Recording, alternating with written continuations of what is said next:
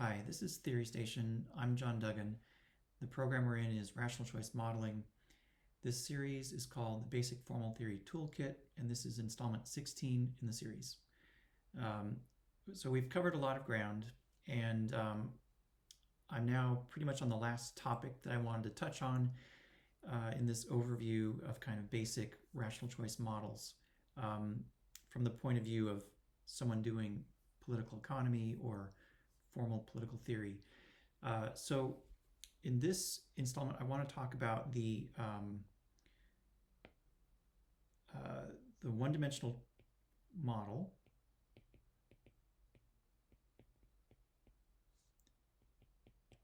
That's the one-dimensional policy choice model with voter uncertainty. Okay, we've seen that you can do a lot with this model. There was the basic model, then we added a feasible set, and then a status quo, and then multiple voters, and then we endogenized the status quo. And, you know, it's a very nice model to work with. So we're going to continue in that vein, and, well, we're going to look at a bit of a different twist, which is we're going to think of a one-dimensional policy space. There's a politician who makes a proposal. There is a status quo policy that's in place. And then whatever policy is proposed, there's going to be a voter who approves or rejects that proposal. The twist being that the politician who's making the proposal doesn't know the ideal point of the voter. So here we're talking about uncertainty about the voter. So we'll set up the model, and we'll start in similar fashion with our policy space just being this interval. And we'll have a politician, let's say P, with ideal point P.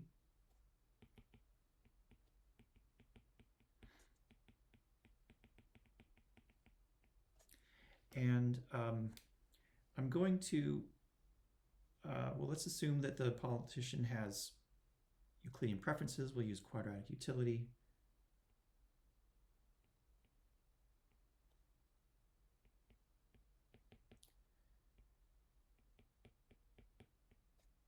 Okay. And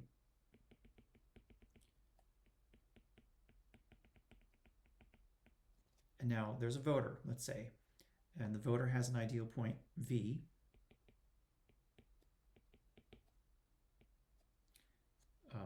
Of the voter. The voter will also have quadratic utility.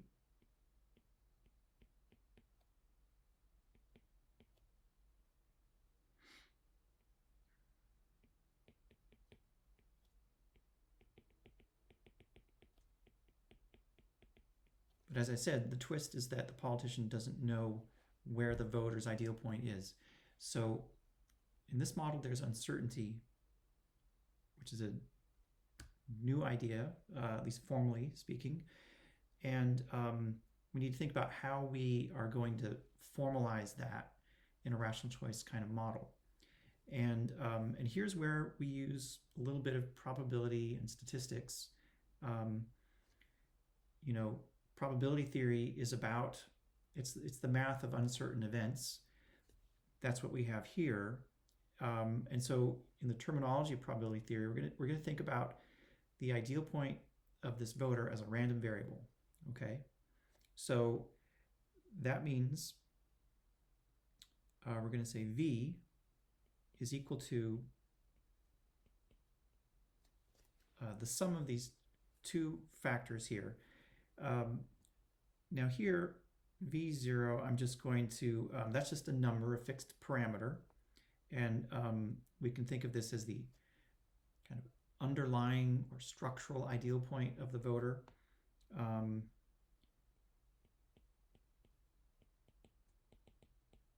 And we'll assume that the politician knows what V subscript 0 is, or v naught.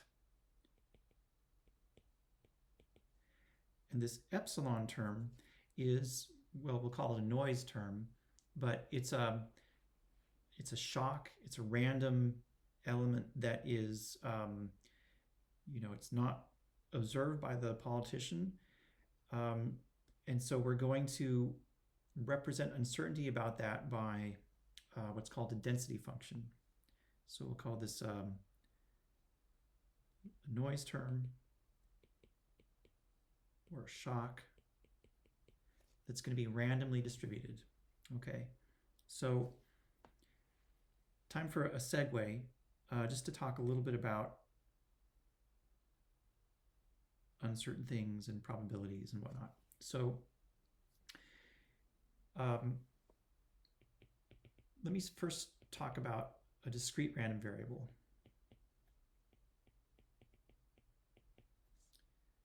Okay, so this is, it's an element that takes an unknown value that lies in some finite set. Okay, so so here we have, well, let's use some notation for this. Let's say V, we'll use the notation for the voter's ideal point. It's some random element that lies in a finite set. Let's say, from, I've already used V0, let's talk about V1 up to Vn, where, each of these V's is subscripted by some index that goes from 1 to n. So here we're talking about a random variable that can take up to n values. Okay, you can think about these being on the real line, although it doesn't really have to be that way. For our purposes, though, it's probably good. So you can think about these possible values as being on the real line, and then uncertainty about these values is represented by an assessment of probabilities across these possible outcomes. So, maybe the probability of this first outcome here is P1. The probability of the second outcome is P2, and so on. Okay, in general, the probability of outcome VI is PI, where two things hold.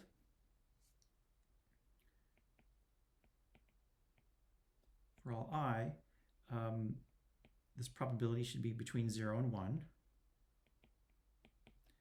And secondly, these probabilities should add up to 1. Okay, this notation I've just used here is a summation symbol. It just means we add up all the PIs from 1 to n. Those probabilities have to add up to 1. You'll notice then that actually this inequality here is redundant, but that doesn't really matter. So that's the idea of a discrete random variable. We just represent uncertainty by a probability. The higher that probability, the more likely the outcome.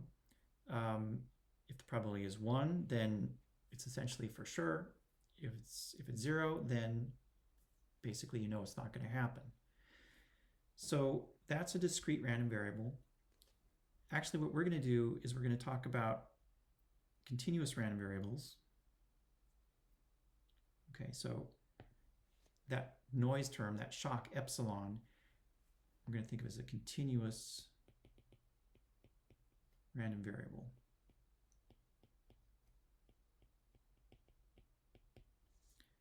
Okay, so now we're thinking of some random element that can take potentially any value in some continuum set in the real line. okay? So that means I can't just tick off the possible values here, because the possible values form this continuum. Now, right away, we're kind of in a different situation because we can't just assign probabilities to these things. You can't have a continuum of possible outcomes and then, assign positive probability to each one. So the way we think about continuous random variables is not like that. For what we're going to do, we are going to think about, we're going to represent the uncertainty about a continuous random variable by a density function. So that is a function that might look something like this. It can have waves and whatnot, but it's a function. It's going to be defined on some continuum subset of the real line. It could be an interval, it could be the whole line. We'll usually use the notation little f for a density function. And here,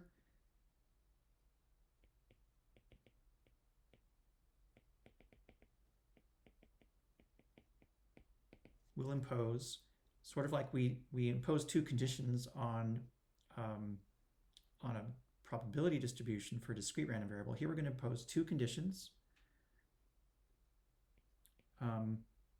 One is that, or I guess I should say for all possible outcomes in this continuum, I'll use v's. For all v, the density evaluated at v is non-negative, and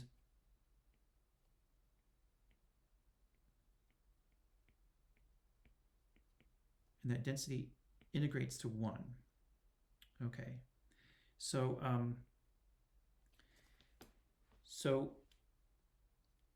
these are analogous to the two conditions that I gave before. We said that probabilities had to lie between 0 and 1, but actually one of those inequalities was redundant, right? The key one was that probabilities are non-negative, and we're assuming that about this density function.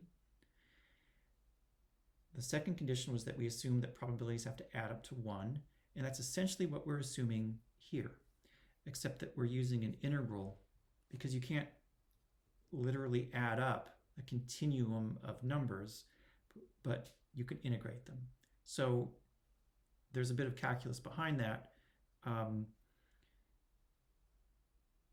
For now, what I'll just say is that the area under this density function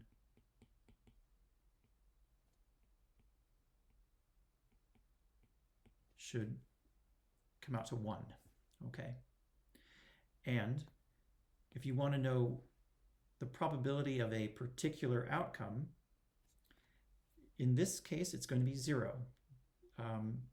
If you have a continuous set of things that are all possible and distributed by a density function, then the probability that a particular one is drawn is going to be 0. But you can ask, well, what's the probability that that we draw an outcome that's, say, in some interval between A and B? Okay. So in contrast to just a single outcome, which is kind of degenerate in a sense, an interval like this is actually, it has a meaningful size, and that means that we can, it means that the probability of an outcome in that interval can be positive. And in fact, the probability of an outcome in that interval is just going to be the area under the density function over that interval. So this area equals the probability of an outcome that is between A and B. Technically, that probability, we would write that as an integral from a to b of this density function. Okay. So, all right. So that's the analog to a discrete probability distribution for a continuous random variable. And we are going to assume that our noise term, this epsilon, is distributed according to some density, right? And this little squiggle means distributed by. Last concept to cover here is the idea of a cumulative distribution function. So we say that, well, for a random variable like this, the cumulative distribution function is some function, I'll use a capital F, such that the probability of an outcome less than, let's say, x is equal to this distribution evaluated at x. Okay, so in other words, what this distribution function is telling us is for any x, it's the probability that we see an outcome that is no bigger than x. Okay, so if you think about that, a distribution function can't ever go down if you increase x. Right? If you increase x, the probability of an outcome no bigger than x can only go up or stay the same. So, and then just to link this to the density function, that is then the integral of the density function up to x, whatever x you want to consider, and then the lower range of that we can just say is negative infinity. Okay, so so I'll use red. If we have an x like so, then the probability of an outcome below x is going to be this red area. It's everything under the density function that's less than x. And that red area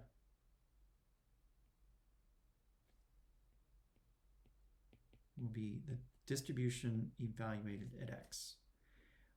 Okay, so I've squeezed in a lot there. I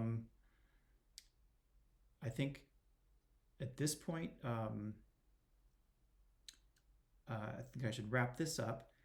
In the next installment, I'm going to come back to this idea of a continuous random variable, and I'm going to go back and I'm going to connect it to the model of policy choice with voter uncertainty. Okay, because now, given a proposal by the politician, again, the politician doesn't know where the voter is.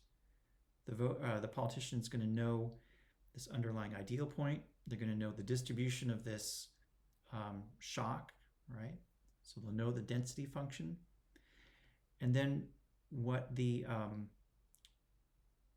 politician can do is can say, well, I don't know, for this proposal, I don't know for sure if it's going to pass or be rejected, but I can calculate the probability that it's accepted. And then the politician can use that probability to evaluate something called the expected utility of that proposal. And you can see that this new structure that we're adding, it brings in a whole other area of mathematics, and really opens up the model to lots of applications that we couldn't get in the model with perfect certainty. Okay, so that's coming up in the next installment, and I'll see you there.